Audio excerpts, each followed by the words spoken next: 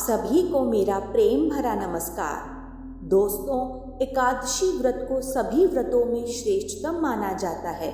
माघ मास के शुक्ल पक्ष की एकादशी तिथि को जया एकादशी का व्रत रखा जाता है। मान्यता है कि जया एकादशी के दिन विधि विधान से पूजा एवं व्रत रखने से भगवान विष्णु का आशीर्वाद प्राप्त होता है। माँ लक्ष्मी अपनी कृपा बरसाती हैं और समस्त कष्टों से मुक्ति मिल जाती है। पौराणिक कथाओं के अनुसार जया एकादशी के दिन श्री हरि का नाम जपने से पिशाच योनि का भय नहीं रहता है। यदि आप जया एकादशी का व्रत रखते हैं तब तो कथा श्रवण करना परम आवश्यक हो जाता है, लेकिन अगर आप व्रत नहीं भी रखते हैं तब भी अगर आप जया एकादशी का महात्म्य सुनते हैं तो पुण्य की प्राप्ति होती है। तो आइए कथा शुरू करते हैं। धनुषधारी अर्जुन ने कहा, हे भगवान, अब कृपा कर आप मुझे माघ मास के शुक्ल पक्ष की एकादशी के संबंध में भी विस्तार पूर्वक बताएं। शुक्ल पक्ष की एकादशी में किस देवता का पूजन करना चाहिए तथा इस एकादशी के व्रत की क्या कथा है, उसके करने से किस फल की प्राप्ति होती है। भगवान श्री कृष्ण ने कहा, हे अर्जुन, माघ मास के शुक्ल पक्ष की एकादशी को जया एकादशी कहते हैं। इस एकादशी के उपवास से मनुष्य भूत, प्रेत, पिशाच आदि की योनि से छूट जाता है। अतः इस एकादशी के उपवास को विधि अनुसार करना चाहिए। अब मैं तुमसे जया एकादशी के व्रत की कथा कहता हूँ, ध्यान पूर्वक श्रवण करो।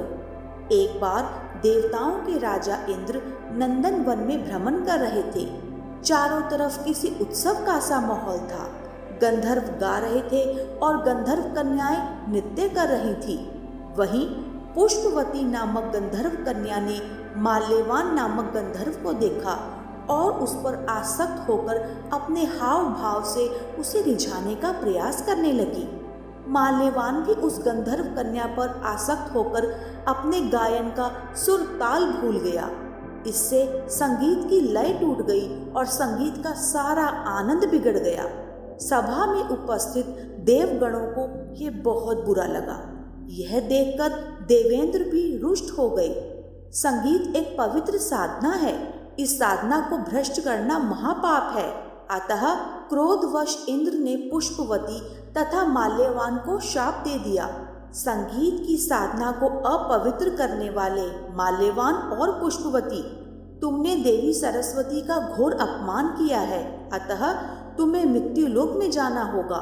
गुरुजनों की सभा में असंयम और लज्जाजनक प्रदर्शन करके तुमने गुरुजनों का भी अपमान किया है। इसीलिए इंद्रलोक में तुम्हारा रहना अब वर्जित है। अब तुम अधम पिशाच असंयमी का सा जीवन बिताओगे। देवेंद्र का शाप सुनकर वे अत्यंत दुखी हुए और हिमालय पर्वत पर पिशाच योनि में दुख पूर्वक जीवन यापन करने लगे। उन्हें गंध, रस, स्पर्श आदि का तनिक भी बोध नहीं रहता था। वहीं उन्हें असहनीय दुख सहने पड़ रहे थे। रात दिन में उन्हें एक क्षण के लिए भी नींद नहीं आती थी। उस स्थान का वातावरण अत्यंत शीतल था, जिसके कारण उनके रोए खड़े हो जाते थे, हाथ पैर सुन पड़ जाते थे, दांत किटकिटाने लगते थे। एक दिन उस पिशाच ने अपनी स्त्री से कहा, न मालूम हमने पिछले जन्म में कौन से पाप कर्म किए हैं जिसके कारण हमें इतनी दुखदायी ये पिशाच योनि प्राप्त हुई है।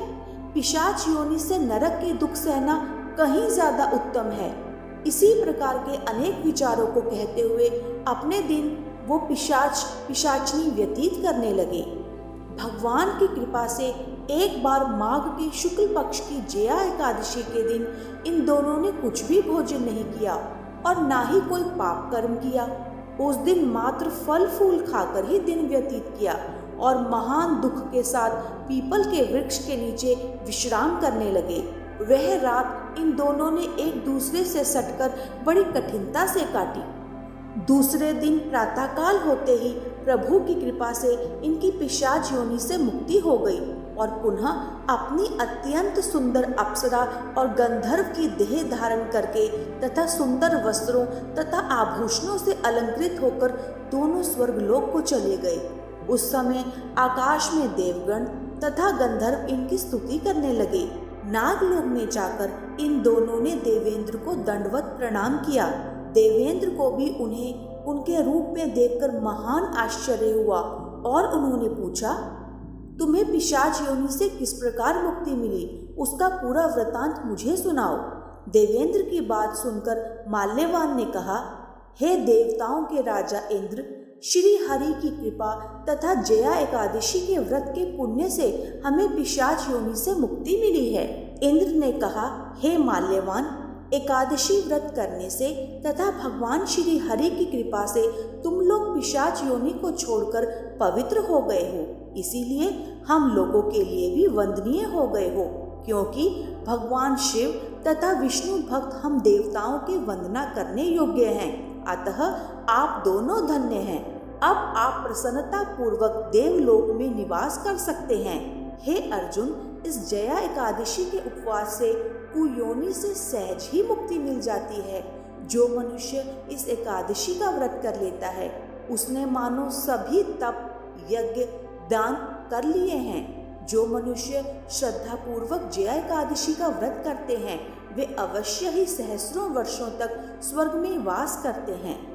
तो दोस्तों, आपने सुना कि किस प्रकार जया एकादशी के प्रभाव से माल्यवान और पुष्पवती ने अपनी दिव्य देह पुनः प्राप्त कर ली। संगीत देवी सरस्वती का एक अलौकिक वरदान है। यह एक साधना है, एक विद्या है।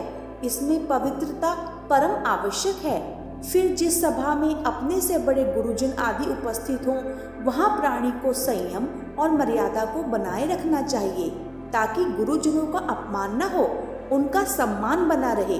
गुरुजनों का अपमान करने वाला मनुष्य घोर नरक का भागी है। ओम नमो भगवते वासुदेवाय। ओम नमो भगवते वासुदेवाय।